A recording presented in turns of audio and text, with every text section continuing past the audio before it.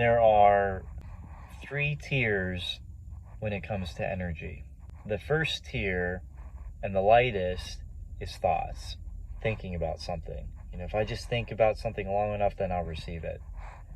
The second tier is words. Words are much more powerful and reverberating than thoughts. You can have a bad thought and you don't want to think it, and so you let it go. If you really care about something, or you're in the heat of passion, words come out of your mouth. It's conscious energy, it's conscious thoughts.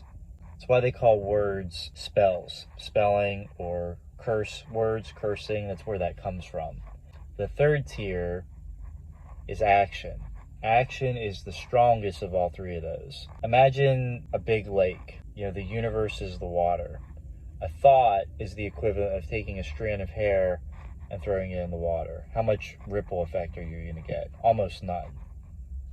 Words, especially when they're heavily directed, it's like taking maybe like a leaf, a smallish leaf, and dropping it in the water. Now you get a little bit of a ripple effect, but not too much. Actions is like taking a small pebble and plucking it in the water. What do you get now? You get ripples.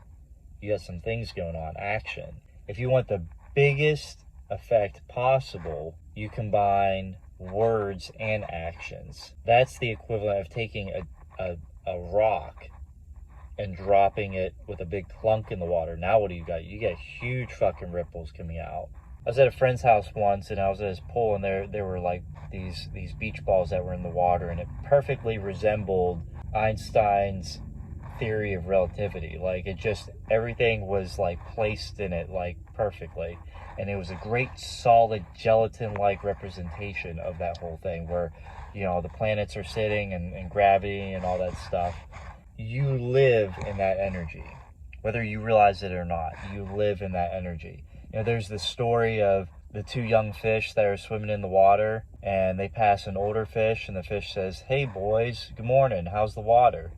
And he swims off, and the younger fish are like, "What the heck is water?" That's the world that you live in. You live in energy, but nobody knows it. It's really starting to open up to me about this whole thing, about all this bullshit, especially on YouTube. I mean, I could go on some rants about YouTube. Oh, you just gotta think about what you want. And I tell you what, I think one of the worst movies ever made is The Secret. I think it's one of the worst fucking things ever made, because it put false hope into people that if they just think about something long enough, then they can receive it.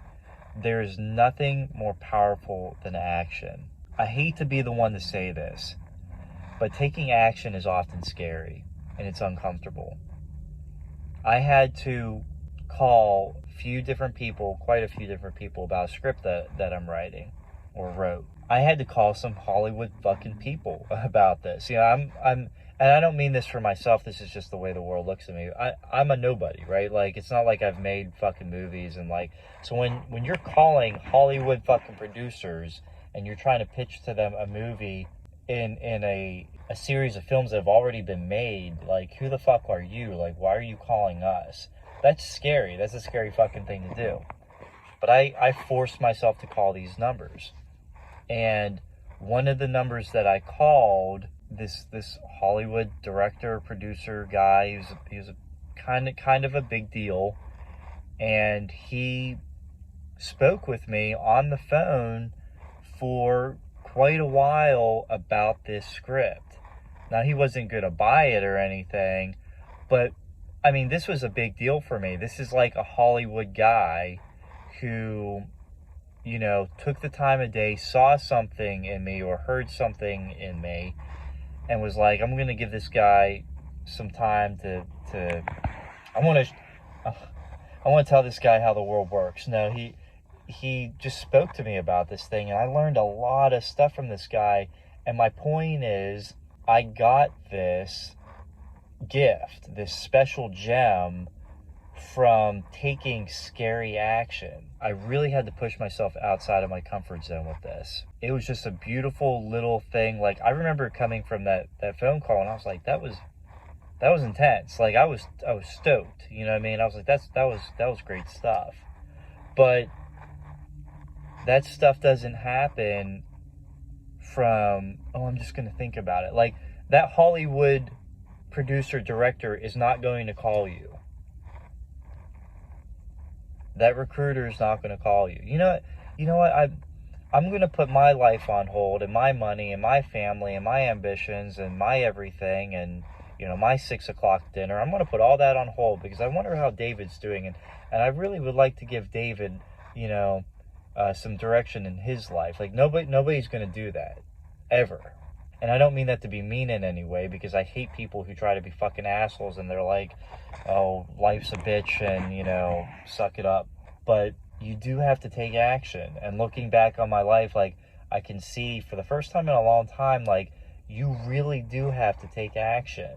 And it's very easy to get comfortable and to just listen to these voices and stuff that say, oh, you don't have to do anything. Just be still.